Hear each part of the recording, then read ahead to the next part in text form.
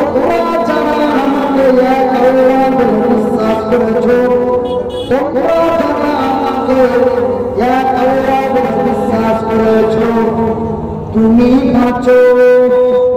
আল্লাহ তোমাকে বাঁচতে বলছে, তুমি বাঁচো এবং তোমার আহার পরিবারের বাঁচাও। কোথা থেকে বাঁচো আর কোথা থেকে বাঁচাও? কোথা থেকে বাঁচাও? ওই লাইনে ধরে নিচ্ছে ওখান থেকে না, না খেয়াল মরে গেছে ওখান থেকে না। কোথা থেকে বাঁচো আর কোথা থেকে বাঁচাও? না, ওই কঠিন জাহান্নামের আগুন থেকে তুমি বাঁচো এবং তোমার আহার পরিবারের বাঁচাও। কোথা থেকে বাঁচাও? না, ওই কঠিনময় জাহান্নামের আগুন থেকে বাঁচাও। তবে জাহান্নামের আগুন এমনই কি ভয়াবহ আগুন, জাহান্নামের আগুন এমনই কি খাতারনাক আগুন যে আল্লাহ আমাকে বাঁচতে বললেন এবং আমার স্ত্রীকে, আমার মাকে, আমার বাবাকে, আমার চাচাকে, আমার খালুকে, আমার 14 বংশকে বাঁচাতে বললেন। তুমি বাঁচো এবং তোমার আহার পরিবারকে বাঁচাও। কোথা থেকে বাঁচাও? না, ওই কঠিনময় জাহান্নামের আগুন থেকে বাঁচাও। তবে জাহান্নামের আগুন এমনই কি খাতারনাক আগুন যে আমাকে বাঁচতে বললেন, আমার পরিবারকে বাঁচাতে বললেন। আগুন তো চুপের মধ্যে বাড়িতেও আছে না, আছে না? আগুন তো খালে থেকে বহিয়া আছে না, আর আগুন তো মালিকের হিসাবে আছে না। এমনই কোন আগুন যে আল্লাহ আমাকে বাঁচতে বললেন আর আমার পরিবারকে বাঁচাতে বললেন? ভাইটা ওই আগুন এমনই এক খাতারনাক আগুন। আল্লাহু আকবার।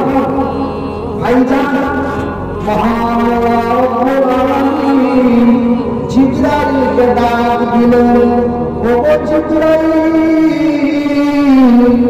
আমার জমিনে যাও। কোথায় যাও? আমার জমিনে যাও, আর আমার জমিনে যেয়ে আমার নবীকে সাথে নাও। আমার নবীকে সাথে নিয়ে আমার আকাশ, জমিন, চন্দ্র, সূর্য, নক্ষত্র, উপগ্রহ, মহাশূন্য, আমার আরশে আজিম থেকে নিয়ে আমার সার্বভৌমত্ব ভ্রমণ করিয়ে দাও। মানে আমার সৃষ্টি জগতে আমার নবীকে ভ্রমণ করিয়ে দাও, মানে পুলিশ করিয়ে দাও। তারপরে আল্লাহ বলছে, জিবরাইল, সমস্ত কিছু ঘোরার পরে আমার নবীকে আমার জান্নাত এবং আমার জাহান্নামকে দেখিয়ে দিও। জান্নাত কারে বলে আর জাহান্নাম কারে কাকে বলে আমার নবীকে একটু দেখিয়ে দিও। আমার নবী যেন তার উম্মতদেরকে সঠিক করে বোঝাতে পারে। জোরে বলি সুবহানাল্লাহ।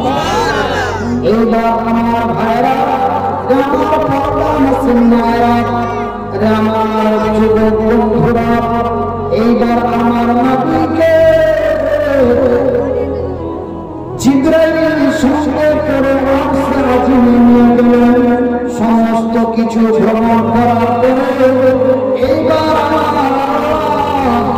আমার নবীকে নিয়ে চলে গেলেন জাহান্নাম দেখাতে।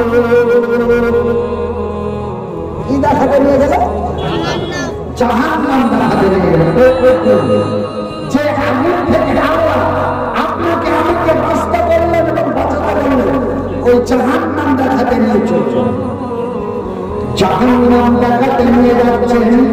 ভাইজান, আমার প্রধান সুন্দরা, আমার প্রধান সুন্দরা, শুনে যাও রাতের বেলা আমি বলি খালা, আমার আল্লাহ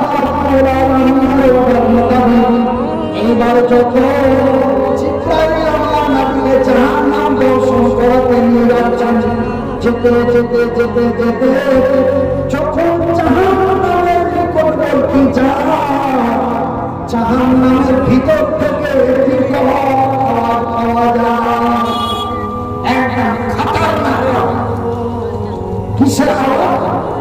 আচ্ছা ভাই, মানুষকে যখন কোঁচায় কুত্তা পিটা করে কেমন আওয়াজ করে?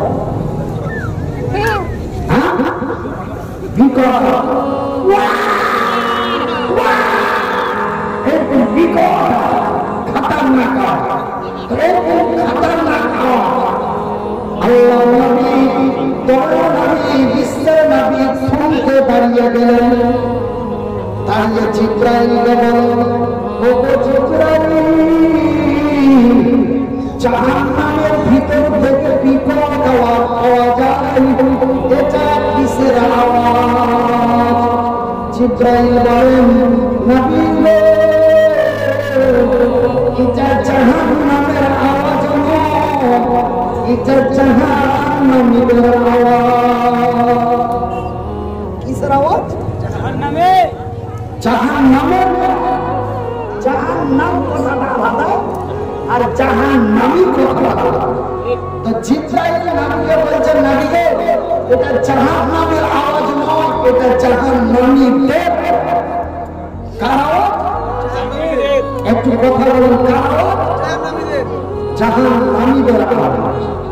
এইবারে জাহান্নামের নিকটবর্তী নিয়ে যাওয়া হলো, নিকটবর্তী নিয়ে যাওয়ার পরে জাহান্নামের দরওয়াজাটি খুলে দেওয়া হলো। আল্লাহর নবী দাঁড়িয়ে দেখলেন, যারা বিকট আওয়াজে চিৎকার করছে তারা ইচ্ছাকার মায়ালো, ইচ্ছাকার বেটি ছেড়ে, ইচ্ছাকার খালি চেঁচেছে,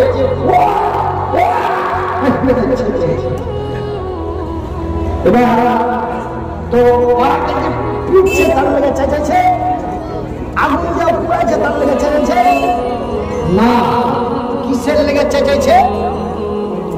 পাটিয়া ভাষায় বলে ছেলা হওয়া কথা, আর বাংলা ভাষায় বলে প্রসাব যন্ত্রণা। তারা প্রসাব যন্ত্রণাতে চিৎকার করছে।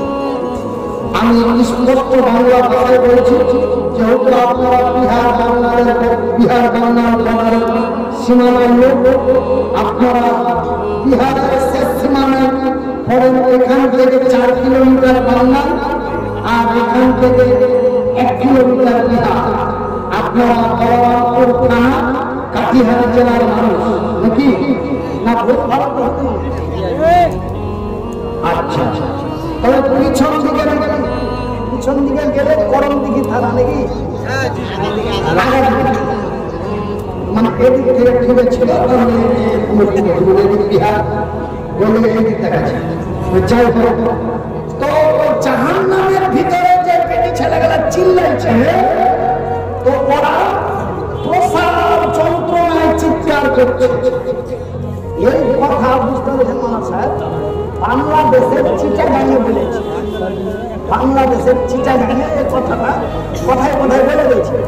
তো ফট করে এখানে চিঠি পেছিয়ে গেছে, এই চিঠিটা লেখা আছে, আসসালামু আলাইকুম ওয়া রাহমাতুল্লাহ। মনে বলতে ভাই, আল্লাহর জন্য ছেলে কিনা হয়, আল্লাহর জন্য ছেলে কিনা হয়।